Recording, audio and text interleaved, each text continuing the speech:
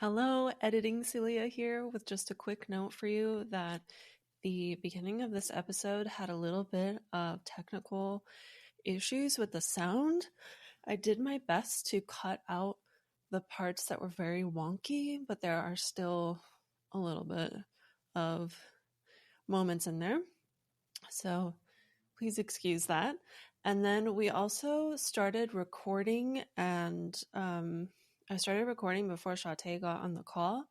And so the conversation just kind of like dives right in. We're talking first. We asked each other about like our New Year's and stuff. So I cut out a little bit of that in the beginning too, and tried to have it kind of like start in a place that is relevant for you.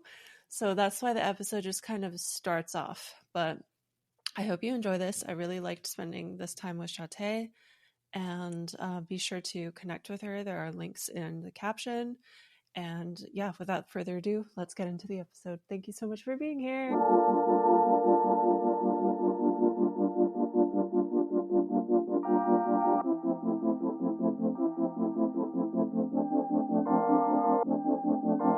Welcome to Openly Spoken, the podcast to help you show up, speak out, and be seen in healthy relationships. On this show, we talk about self-love, sexuality, relationship tips, including ending the cycle of toxic relationships, and healing and thriving after heartbreak. Hi, I'm your host, Celia, and I am a certified sex, love, and relationship coach, helping ambitious women with a history of toxic relationships feel deeply connected in healthy love. These are such important topics that every woman deserves, so if you could leave this show a rating and a review on Apple Podcasts or Spotify to help more women find this, it would mean the absolute world to me.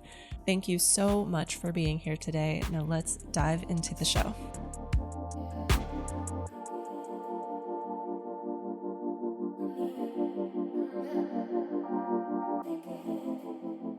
Shaté Hayes is a career and business strategist who's on a mission to help creative professionals everywhere feel a sense of purpose and pride in their careers. She spent over a decade in her first career as a professional dancer and choreographer, helping aspiring dancers build their professional careers. As an ed tech leader, she led the delivery of career content and programs to thousands of professionals each year. Now, as a founder of Career Steward, Shaté helps creatives monetize their independent work so that they can build fulfilling, well-paying careers on their own terms. I think, especially in wintertime, it's good to take that pause. Yeah. And to like reflect on the year that you had, and then after the reflection, look to the year ahead and see what goals you want to focus on for the year and all of that. Speaking of that, that's very aligned with self-love and the self-love that's required to build the career that you want and that will fulfill you, which is what we're going to talk about today. I also wanted to let you know that I'm working on slowly pivoting the podcast. Like, we're still going to talk about self-love and relationships, but a big topic is going to be breakups and the transformation and kind of like the transformation that a breakup gives, like that opportunity.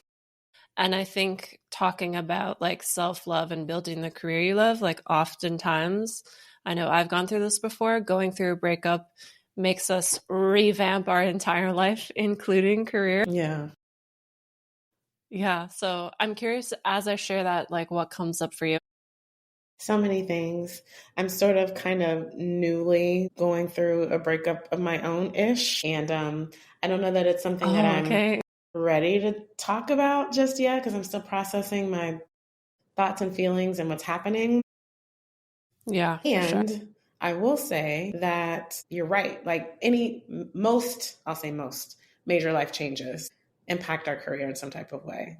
Our priorities shift as we evolve, and we're like, what's important to me now? How do I want to live my life? How do I want to show up? That could be becoming a parent, a breakup, transition in life, getting older. Like, all of those things really do impact like what you may or may not want to do for a living.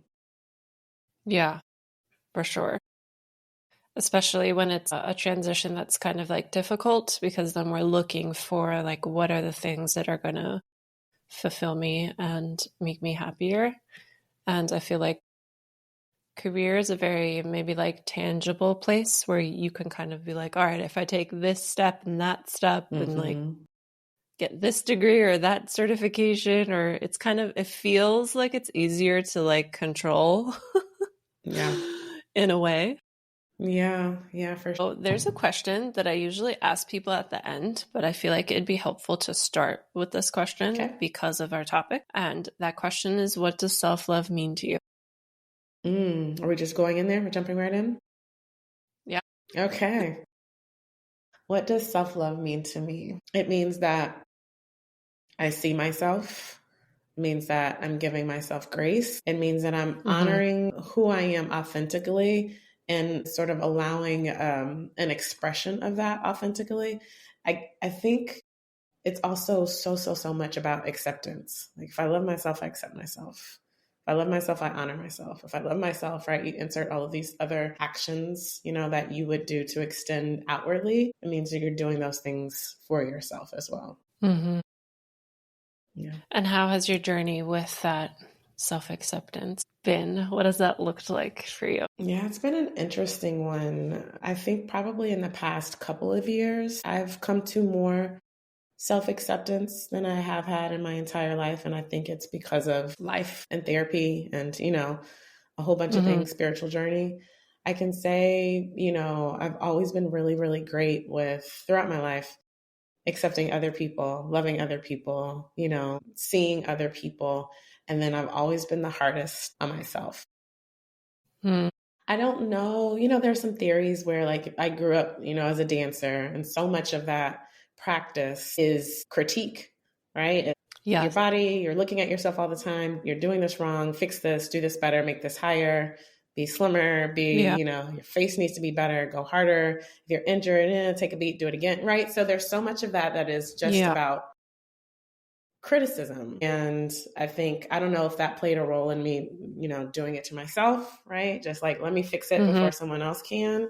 And so, all of these little nuances, these things play a role in how in our relationship with ourselves, quite honestly. And so we spend so much time being taught about, how to be good to other people, love your neighbors this way, right? And I don't think, at least not in my life, I've seen a lot of like how to do the same thing in a relationship with yourself, because that's the most important one. That's what I've learned.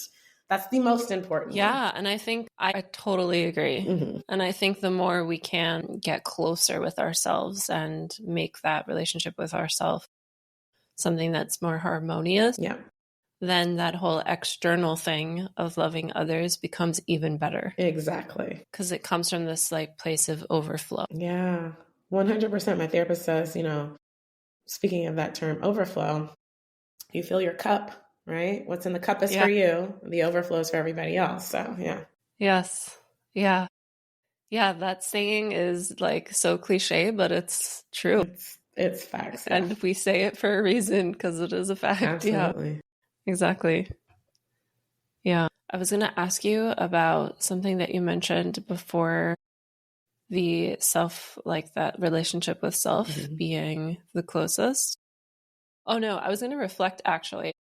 With any art, there is that criticism and that critique. But I think what's so unique about something like dance and maybe even like gymnastics and maybe any type of sport, perhaps in general, is that there's that added piece of it's not just you, it's also like your body. Exactly. Yeah. And body image and body acceptance and even like your relationship to food can like be so affected by being in such a competitive place like that. So in case anyone's listening who is in that space, what were some of the things that helped you have a good relationship with your body? Or if there's anything you want to share about what that used to look like when you were in dance versus what that looks like now? Well, that's a good question. I would say I'll just process. I haven't thought about this in a while. I remember being young. So I started dancing very young age, 3-ish, right? And then it became serious, like an actual thing around 10 or 11. Like joined this competitive dance studio and was in the company there. And so at like 10 and 11, having rehearsals on Friday nights from like 7 to 11. And then, weekdays, weekends, so always there. It was during that season where I was first sort of exposed to girls my age caring so much about how they looked and what they were eating. And we're like, these are kids, right? And how slim they are. And because I'm a Black female, I've always had some curves a little bit. Even when I was really thin, my body just curved differently.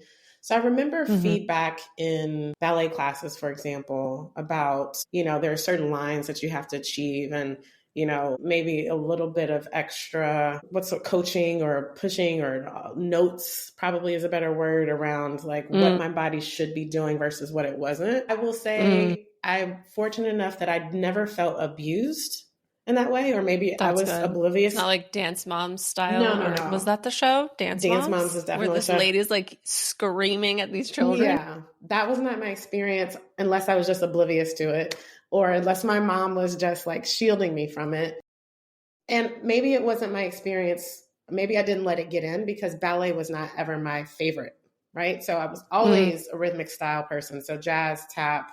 Later in my career was like hip hop, house, like all of these rhythmic things, right? Where the curves weren't as much of an issue. But what I will tell you is that it got into the point where when I look at pictures of myself back then, now, I'm like, oh, I was tiny. But I developed this body dysmorphia of like always thinking that I'm big when actually I was like not even close to it, right? It was just because my curves were different and I'm a little thicker. I'm stockier, if that makes sense. I have more muscle mass and I'm a little bit taller than the average female. And so that and I'm a little bustier. So I just always felt big for whatever reason, or thick is how I would say it. But when I look at pictures, I'm like, oh my gosh, I wasn't even close to being thick. So to answer your question, I know I was saying a lot of words. I remember girls being like not wanting to eat much. I remember, just like fitting into certain things and the two pieces and like, caring what your body looked at such a tiny age when that really shouldn't matter as much. And in terms of coping with it, I guess I just had a healthy enough family environment to where I just didn't get in. My mom was very supportive. She was slightly a momager in a like, let's get this work done. I'm paying for it. Like, you're going to do it kind of way, but never in a, if you don't look this kind of way, they're not going to, she never. That's good. I ate what I wanted to eat, and I, had all the pizza and I drank the soda and I had the Twix, and there was never sort of I was allowed to be a child. And so I didn't have sort of that experience with food, although I had the body dysmorphia. I didn't have that experience with food that I know a lot of dancers do. Yeah. Yeah. And what do you think shifted when did your body dysmorphia start to shift? And what was the thing that you think helped? It's an ongoing thing. I don't, I am now at least aware of it. But even now, I find myself sort of having to affirm my body. Like, oh, I love my curves. I love how I look. I am insert whatever the affirmation is. It's still a thing for me, to be honest. Or I think I'm bigger than I am. At least now I'm able to celebrate like dress sizes. Like, oh, I remember, right? And I guess my experience is a little skewed also because my grandmother is like, what they would use this term jokingly and kind of like cheesily, like it was supposed to be endearing. It wasn't supposed to be mean. When I was a professional, and there's all this typecasting in the professional dance world. And it's like, okay, if you're auditioning for this artist who is, 5'5" and a certain weight, they want the dancers around them to either match that or be, make them look smaller or make them look bigger. So there's a lot of casting around size.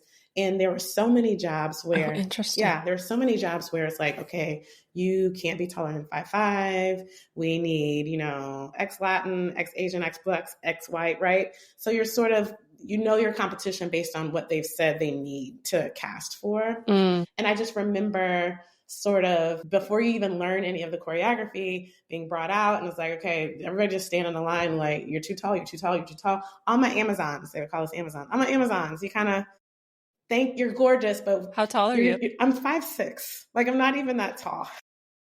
I'm taller than you. See? Oh my gosh. Oh my gosh. Yeah. I'm German, Well, so we're huge. yeah. But yeah, this like, oh my Amazon, thank you all so much for coming. Like, you're gorgeous, but you're too tall. We can't use you. Wow. So that also kind of contributed to like this, like, I'm above average something for the typical woman. It's height, it's weight, I remember my weight especially being a thing because I mentioned I'm stockier. So I know in middle school when I was hitting puberty, I started to be like over 100 pounds, right? I went from like weighing nothing to like 120. And it seemed to jump 10 pounds every year. So by high school, I was like 140. I specifically remember in college being like 150, and sort of that feeling like that meant something. Even when I look at the pictures and I see how tiny of a frame I had, that number meant something when everyone else was like, oh, I'm a size 2 and I weigh 20. And I'm like, oh, I weighed that in like 6th grade, you know? So it's just always been a weird thing. Yeah. I think it's also hard to escape the body dysmorphia, whether or not you're in dance, just as a woman in general, because we're told a lot more than men what our bodies should look like. Yeah. And we receive the messages from like very secretive places. Like I remember when the Barbie movie came out, I purposely didn't watch it because I think Barbie gave me body dysmorphia when I was a kid. Yeah. Just like seeing her very unrealistic proportion. And it's just everywhere. It is.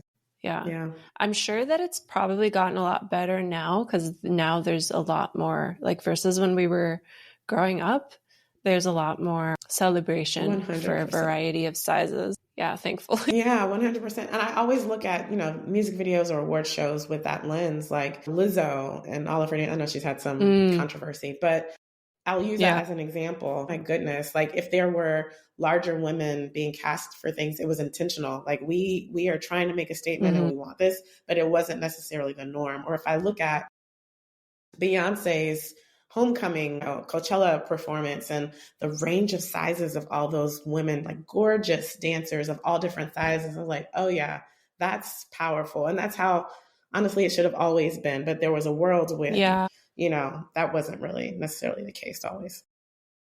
Yeah. So now I'm curious to know what the beginnings of your business that you have now, Career Steward, like where did the inspiration for that come out of? So much of it is rooted even from my dance career days. Like I remember intentionally choosing, like going against this thing that I studied in college and was like, nope, I'm going to be a performer. I'm going to move to LA. I'm going to figure out what that means.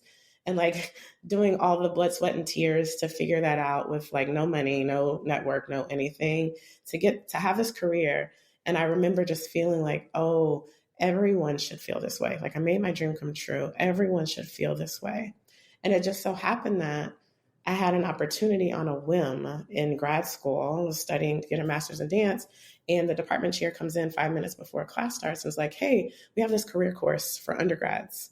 We need a TA, teaching assistant. Can you do it? It starts like now. Can you go? And I was like, sure. I did it and fell in love with career development. Like I was able to tell them all the things I wish I had known and, how to make a living. Like so much time back then, especially, was spent teaching someone how to make art, how to make a thing, but not how to sustain a living making that art. Yeah. And so I finally get to talk about totally missed in art school. Yes, totally talk about like taxes and savings and saying no to a job if it's not right for you and your mom, like just all of these things. And when I transitioned from my dance career, I moved into workforce development, career development in the corporate space.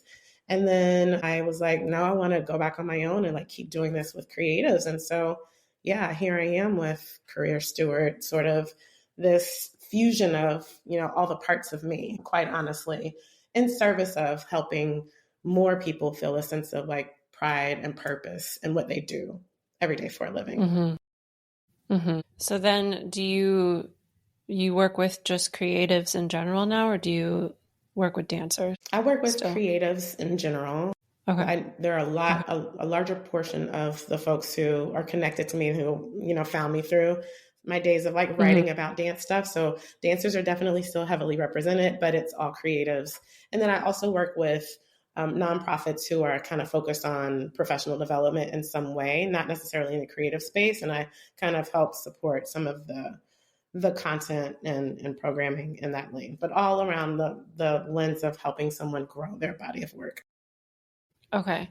And so in the audience of creatives, what do you see are some of the most common struggles with self-love? To me, I think this is a self-love issue, is the under-earning. It's the undervaluing what you do, being afraid to charge a decent rate for what you do, being afraid to lose, like this fear of like, sort of I got to accept whatever is handed to me in order to make it, instead of knowing your worth, standing in that, being able to trust that, and being okay if someone walks away if they don't honor that as well. That's a huge thing. I think there's some things that aren't just specific to creatives or dancers, and that, I'm scared to kind of go out on my own. What does it look like? How do I make money? What about insurance? Those are common sort of pain points and fears that folks have when it comes to making a living independently or with a business. Creatives, I see often, especially dancers, because there's so many roles or jobs where it's like, oh, like the dance budget is like the last thing they think of, right? And so they're like, we're going to build this great show. And if they're not represented by an agent or with a union, it's like, will you work for exposure only? Or will you, like donate, a gazillion hours of your time and I'm going to pay you $100? Like, so that gets in, And then if you try to, advocate for yourself or stand up for yourself, then it's like you're sort of labeled as a problem person, right? Yeah. Instead of just so annoying. Like just pay people what they deserve to be paid. And if you don't have the budget for it, like reconsider what you're trying to do, Yeah. Yeah. I think across the board, there are a lot of positions where it's like, just work for the exposure. One example I can think of is I've gotten a couple of emails before to make social media posts about a certain product just for either the exposure or for a discount on their products. And I'm like, no, I'm not doing that. Yeah. And I'm like, I'm in my mid-30s. I don't have time to work for free. Exactly. Yeah, you're right. There are times when it does make sense if you're just starting out. Internships are that way. If there's really a super like legitimate way to network from the opportunity, that makes sense. But if you're just out here saying like work for exposure, there's hardly ever any follow-up on that. Like, what does that exactly mean? Yeah. There's no way to really measure what you're getting out of your investment of the time. Exactly. Yeah, the under earning is a huge thing. I ran a mastermind all of last year for 6 months, and it was all for coaches that we were all in the same like certification together. And we wanted to work on our money mindset, and under earning came up so much. And what we found was underneath the under earning were a couple things. One was like, I'm not known enough and not enough people know about me. Like I have to be famous and have all these followers to like that will justify the price. Yeah. Or they'll be like really underneath all of it. It's the sense of like not feeling worthy. Not enoughness. Of getting paid. Yeah. Yeah. Not feeling enough. Yeah, and it's a hard one to work through because it often like stems from just really deeply rooted beliefs and sometimes like things from childhood. So yeah, it's very complex. Yeah, definitely a mindset thing, which is, one of the things, even when I'm talking through like, this is how you could potentially make 100 years as a creator, for example. So much of that is mindset. Like there is no getting there without, a mental upgrade as well. Yeah. So what's another struggle with self-love that you've seen besides the under-earning? From creatives or? Yeah, from creatives. I would say it's the financial manifestation is probably what I see the most of. And maybe another one that's coming up for me is now like fear around if they can even do the thing that they want to do. So sort of giving themselves permission, right, to Mm-hmm. do it. I Mm-hmm. come across a lot of folks who are like, have a traditional job. There's so many creatives who, you know, because society doesn't understand creative economy and how can you make money with this thing that you love so much. And so we've talked ourselves into getting these real jobs and they could be legitimate reasons. Maybe you have to take care of Yeah. family and you got bills and Yeah. you need health insurance and all of those things. And that keeps so many people sort of wishing they could Yeah. actually have the life or career that they want because they're too afraid they won't be able to cut it. They won't be enough to actually create the career Mm-hmm. or business of their dreams. And so I would say that's also part self-love, right? It's kind of like you have two choices, fear or love, right? Most everything kind Yeah. of is grouped into those two categories. You can either make a choice towards fear, you can make a choice towards love, including self-love. And so a lot of times when people stay stuck is because they've allowed themselves to sort of keep making those choices towards fear versus like, Mm-hmm. betting on yourself, taking a chance on yourself and getting the support you need so that you can live a life that you're worthy of, right? Mm-hmm. Yeah. So what is something that you help someone who has that full-time job and has, I don't know if they have the side hustle yet, Mm-hmm. or if they have the dream of doing something more creative, like what does that journey look like? It's all about, in my opinion, strategy and planning. It's Hmm. a big math equation, in my opinion. It is just, okay, this is how much you make now or how much you want to be making in general, with or without this job. Mm-hmm. These are all of the strengths and skill sets you have. This is the network you have.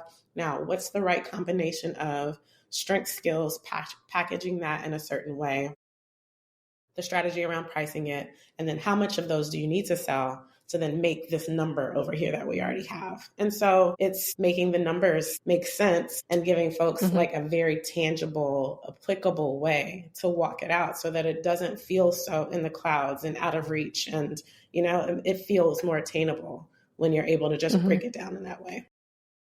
Yeah, that makes sense. Yeah. And I think that's all people want. Just like I'm that way. So I guess maybe I just attract a lot of people who are like me. Just tell me what to do and I'll do it. Like there's not a whole lot of, yeah, I can sometimes get in my own way and need someone to talk me off a ledge and, like all of those things. But for the most part, if you just gave me the steps, I'll just go do the thing. Right. And so I think some people just need a way to have like a path that is specific to them, that makes sense for them, like aligned with who they are, and they feel good walking Mm-hmm. it out in some kind of way, Mm-hmm. minus, some nerves and anxiety. Mm-hmm. Okay. So the two struggles are feeling unworthy to charge and then under earning. Mm-hmm. And then the second one is kind of that block between like where they're at and where they want to be, because society really does feed us this like struggling artist or like starving artist mentality, which is so ironic because the artists that do quote unquote make it, they can make a ton of money. Like you mentioned Lizzo and Beyonce earlier. Like there's no ceiling on how much income they can make with their art. I literally, before, one of my most recent blog posts that I put on our website is busting the broke or Beyonce myth. It's like people think either you're going to be homeless or you're going to be Beyonce. And those are the only two choices. And it's like, what about it's a spectrum. What about the middle class of being, a creative or an entrepreneur or, some other non-traditional professional? Like, what about all of those options? And like, why aren't we talking more about those? Why don't we see those more? Yeah. Yeah.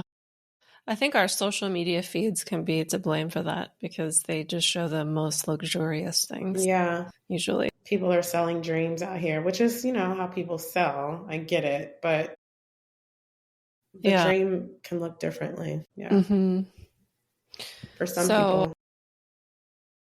What did you say? I was going to say, for some people, that's not even the dream. The dream is like, I just want to make a living and be happy, doing what I want to do. Yeah. And I think that's an important self-love piece, is to like really just stop and ask yourself, what is it that I actually want, instead of striving for something because you saw somebody else Yeah. on the internet or your neighbor or your friend do, and like you have FOMO, and so you want to do that thing too. Yeah. What's important to Yep. you? That is not about status. Yeah. So what is the self-love that is needed to build the career or Yeah, it's part giving yourself permission. I think that's the first thing. Like, okay, there's this life that I'm holding myself back from, or maybe I thought wasn't possible before. And I now want to see what it looks like to go after it. So I think that's one part of it. It is also so much of it is loving yourself enough to follow the nudgings that you already have within you, the intuition, your guidance, right? So it's not ignoring those things. It's not dismissing that, that guidance. That is actually how you're going to get to where you want to be. And so loving yourself enough to honor that, loving yourself enough to honor it when it goes against the grain. So when it's actually against what's happening on social media, what's popular, and what this one guru said you should be doing to build your business, if your intuition is guiding you a different way, will you love yourself enough to go that way and get it? It is loving yourself enough to own all the parts of your story. To use me as an example, I have been a professional dancer. I have been in a number of corporate roles, a workforce development space, and now I'm back on my own as an entrepreneur. I've worn so many different hats. It's not been linear. It's not your traditional, I went to school, got a degree in biology, went to medical school, now I'm a doctor, and I've been a doctor for 20 years, right? It's this wavy, topsy-turvy other experience, which so many more professionals have that same experience. How can you own it and then stand in that, tell the story of that, sort of without, being ashamed of it or, making that be another reason why you feel not enough. Like, oh, just because I want to do this new thing and I haven't done it for 5 years, I'm not worthy. I don't have enough credibility. I don't have enough followers. Yeah. It's like, no, my experience, my lived experience actually is enough. Yes. So that's super important as well. And then I'll say one more, loving yourself enough to get the support that you need. And whatever way that looks like for you, it could be a coach, it could be a mentor, it could be a therapist, it could be a spiritual guide, it could be your mom, it could be, however you need, whatever you need to be supported along that journey, you got to love yourself enough to do that. Yeah. I think on that note, I think one of the best supports you can get is finding a peer that is also doing, like walking the same path as you, like has a similar goal, and then meeting with them regularly. That for me has I would not be recording this podcast and I would not be still running my own business if I hadn't done that. And luckily I was doing that because it was like COVID lockdown when I started. So I wanted to talk to people. Yeah, but you make a really good point with the piece about looking at your lived experience, especially when you are transitioning into a new career, or maybe you're still new in a career. I think now it's more and more common that people are transitioning. Like the whole narrative of staying at the same job for 30 years used to be the norm and is not really the norm anymore. And it comes up a lot that people think they don't know enough yet when they are 5 years into a new position or a new business or something. Yeah. Because they're forgetting that what they did before really did set them up for where they are now. 1000%. It's so relevant. When I was in the workforce development space, I worked at organizations that basically took these boot camps or degrees or whatever. And a lot of the folks that would attend those or enroll in those would be looking for some sort of career shift. And a lot of them to break into tech for the first time. Lots of folks with education background trying to do, maybe coding or data or something like that. Lots of folks with just like these really interesting careers that now want a different lifestyle. And one of the number one questions that would literally drive me up a wall was do I need to get an internship? Do I need to start over?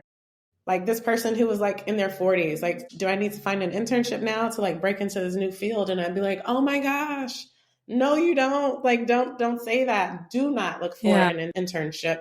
What you need to do is find the through line between what you've done before, what skills you're really great at from this program, what you're interested in. Tell that story. It's relevant. Open the door from where you are. Don't try to go all the way back to the end of the line and work your way up again. That's one of the quickest way to burn yourself out or discourage yourself, because you're going to be applying to roles you're going to be overqualified for, right? And then it's going to be this sort of like cycle of confirmation bias. Like, see, I knew, because I'm not getting any bites. But it's really, so much of this is really about storytelling. It's like how you're presenting yourself, what you're telling the world about you, and how you feel about that story is also how the folks who are hearing it will feel too. So you really got to own your story. That's so important. So is something that you help people with as well is that copywriting aspect of writing their story? Absolutely. Like I love that. It's the first, one of the first parts of it. It's like, what's the target? What are we going after? And then what's the story? Mm-hmm. That's so much of it. And then the rest of it, is sort of like strategy around networking and finding your people. But it's like, what are we saying about you, who you are? And in a way that makes you feel excited and proud, Yes. I love that. That's beautiful. Thank you. Sounds really fun. Yeah, I love it. It's I'm still being able to, I'm able to be creative in a way that's in service to people now.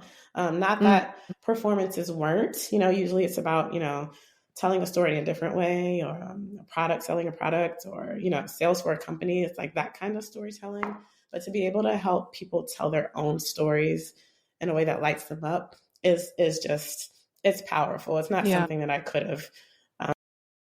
I'm glad it found me. I don't think I could have, made this job up if I knew to, Yeah. Yeah. Yeah. Because everyone has a story within them. And if you don't have the skill set to bring that story out, it can feel like you're stuck. Absolutely. Yeah. I think another piece of that we brought up earlier about that starving artist and people getting like a quote unquote real job. I think what's also so kind of unfortunate about that is that creativity is innate in us. I truly believe every human being is creative and that we're all meant to create, and we're just not really exposed to all these different forms of art because of the way we live. Like back when we were living in tribes, art was a part of our everyday life, making pottery, cave paintings, or whatever else we were doing, singing, drumming, all of that stuff. And that's all been like taken away from us, from all societies. And we're kind of given this narrative that only talented people are creative. Yeah. That's so real. And I think there's an association, not just talented, like people think I'm not creative because I'm not an artist, right? I'm not making art. I'm not painting, drawing, taking pictures, dancing, singing, right? Acting in a play. So then I'm not creative. When creativity, to your point, is literally just about manifesting an idea and making it come to life in a certain way. So you can be an accountant and be a wizard with numbers, and that's creativity. You can be super great at organizing a space, like taking clutter and making it functional. That's creativity, right? So everyone, I think, who was I was talking to someone and we were like, these are like secret creatives or undercover creatives, or we were trying to find a word for people who are actually creative, but they don't identify as creatives. They think they're like, oh no, I'm not, but you actually really are. Yeah. There's just so many people who probably aren't necessarily self-identified creatives. Yeah, for sure. I think it might be a little scary to identify as a creative, because a creative is someone who, like you said earlier, will go against the grain, because you're creating something that doesn't exist. Exactly. Or you're taking, an idea from here, idea from there, mashing them together, adding your own flair. You're creating something new. Like, you have to be able to be very grounded in your sharing of that to other people. Yeah. Like, being creative requires that element of being seen, and that can be very terrifying. Yeah, lots of folks don't want to be seen. I understand that. I used to try to hide myself. It's interesting. I was a performer, but was sort of like afraid to be seen as myself, like who I really was. And so that's definitely a thing. Yeah. I totally relate to that. I was in drama all 4 years of high school and did a little bit of it, like just not in college, but just like for fun. Yeah.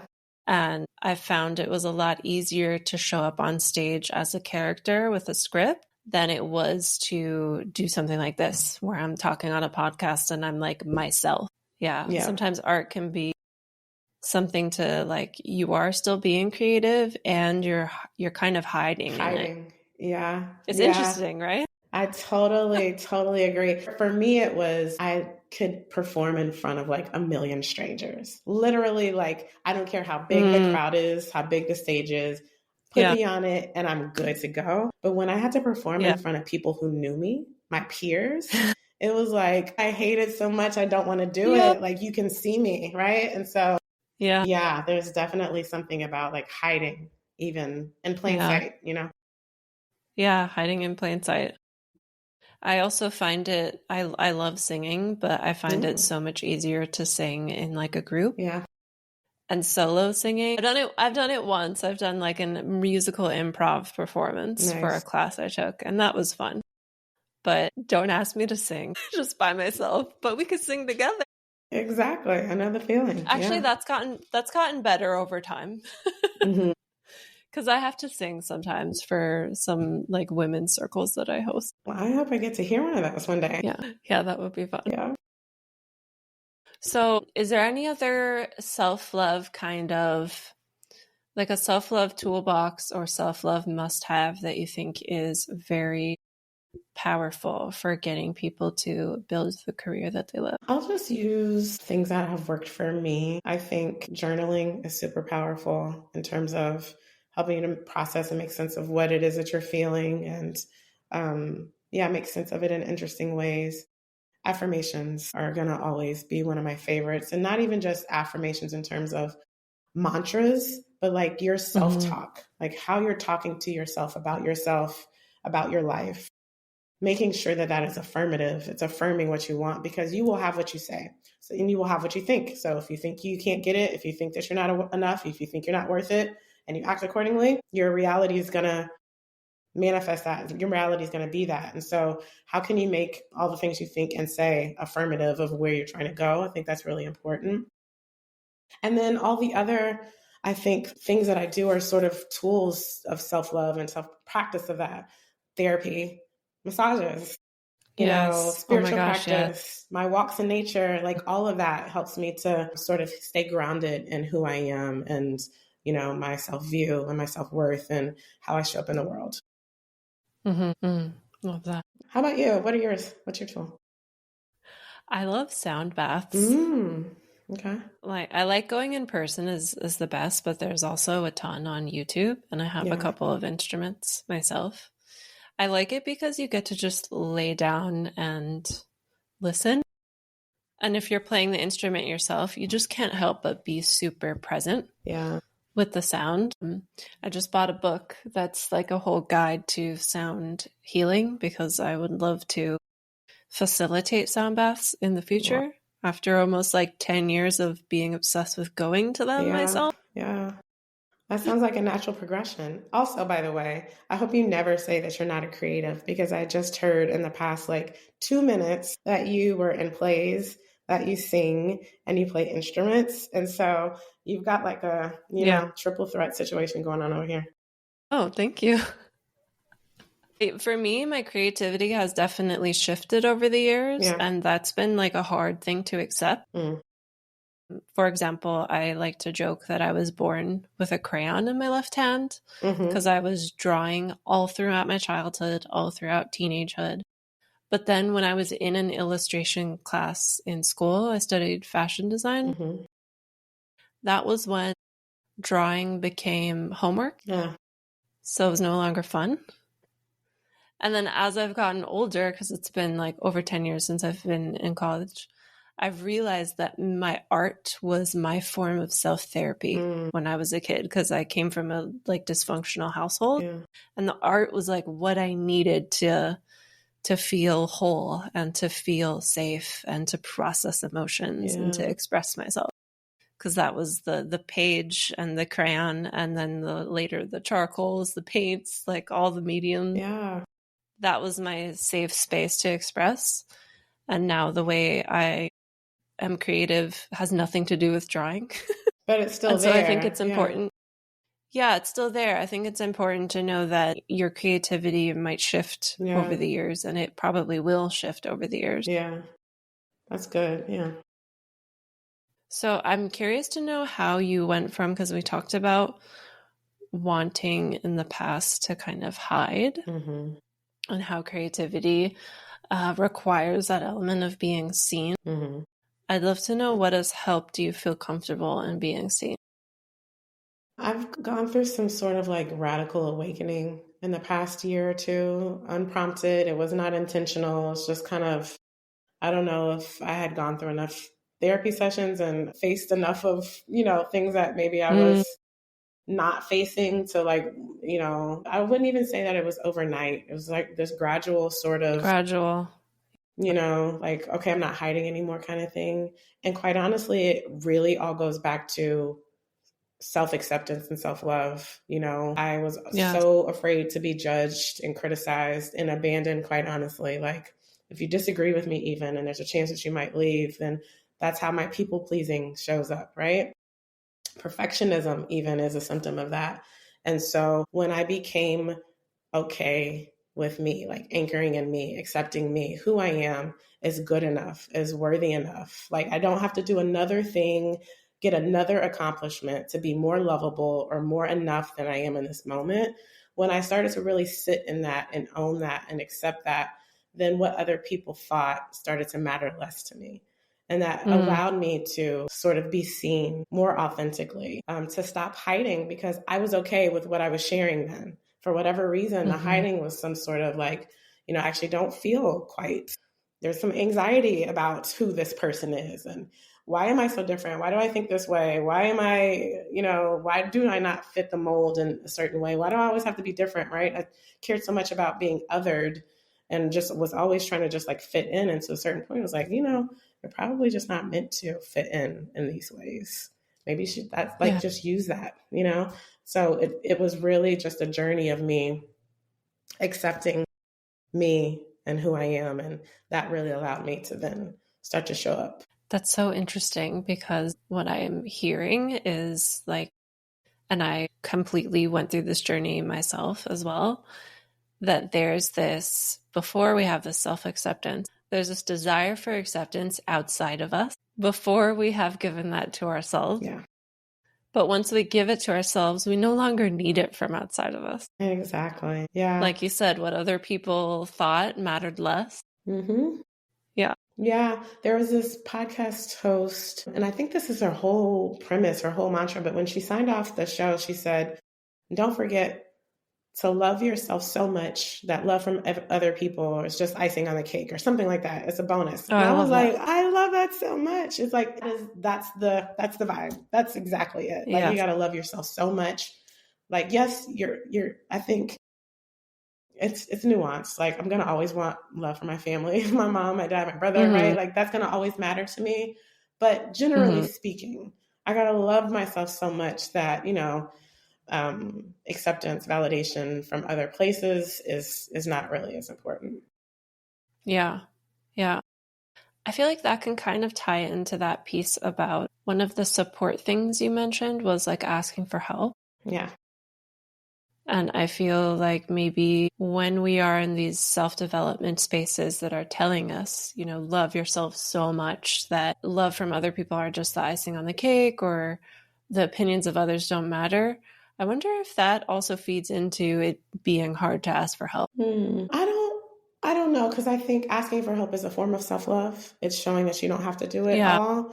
I think it's something else. I'm not a therapist, but I'm just using what I know about myself and what I've learned about myself in therapy. Yeah. The whole perfectionism or codependency specifically, where you feel like you got to like solve everybody else's problems. And let me tell you, my number one strength, according to StrengthsFinders, is strategy. So problem solving is literally the thing, like my number one strength. And so I don't even notice that I'm doing it sometimes. Like, I hear a thing and I'm like, oh, why don't you, right? I have to stop myself from like trying to make that problem something that I need to solve. And so I think not asking for help is actually more of like a defense mechanism or a trauma response, in my opinion. Yeah. Interesting. Yeah. I'm not a therapist either, but I love reading about psychology and all that stuff, and have been through a lot of therapy myself. Yeah. Okay. So I already asked you one question that I ask people at the end, but there is another question that I ask everyone, and it's, what is your favorite part about being a woman? I love everything about being a woman. I love our strength and our ability to sort of be nurturing. And I guess a man can also have these qualities or these attributes. So I don't want to say it's exclusive to women, but strength, resilience, nurturing. Yeah, I love my hair. I love my curves. I love, just being able to be present in this world, in this body, in this configuration. The way that I love there's something about it. It's just, even like, I feel like women get to like the best dance parts too. Like there's just something about us and our nails, and I love jewelry, and I love, I just love all of that. Yeah. It's interesting how some of that though is just like our society. Like men can grow their nails long and paint them if they want That's to. true. That's true. But in our society, like we're told that that's for girls only. Yeah, it's very interesting. Yeah, I was trying not to get into sort of like gender constructs and roles and things like that, but yeah, it's hard not to. Yeah, it really is, because I've lived my whole life this way, and I actually, like, that's what I love about, me. One of the things I love about being a woman. So yeah. You didn't have to cough. I did. I was just thinking that. I coughed for you. Thank you, because I was like, please don't cough. Please. The whole conversation. So for people who are tuned in, where can they connect with you? Where can they find you? And we've sprinkled talking about your work a little bit through this conversation, but feel free to share more. Yeah, I mean, if you're someone who's like just trying to figure it out, maybe let's say you're one of the folks that wants to own your story, like love yourself so much that now you're owning your story. I've got a really cool tool called the Multi-Hyphenates Manifesto, which really like helps you put down on paper, like, what are my strengths? Who am I? How can I get to the through line of that story? And then you can find all the other ways to tap into me from there. But it's at lightmycareermatch.com. And you can, I'm on LinkedIn and careersteward.co, but I would say Light My Career Match is probably the best place to go to get started. Cool. And I'll be sure to include those links in the show notes or the caption. Awesome. Yay. Thank you so much, Shaté. This was great. Thanks, Silly, for having me. I love this.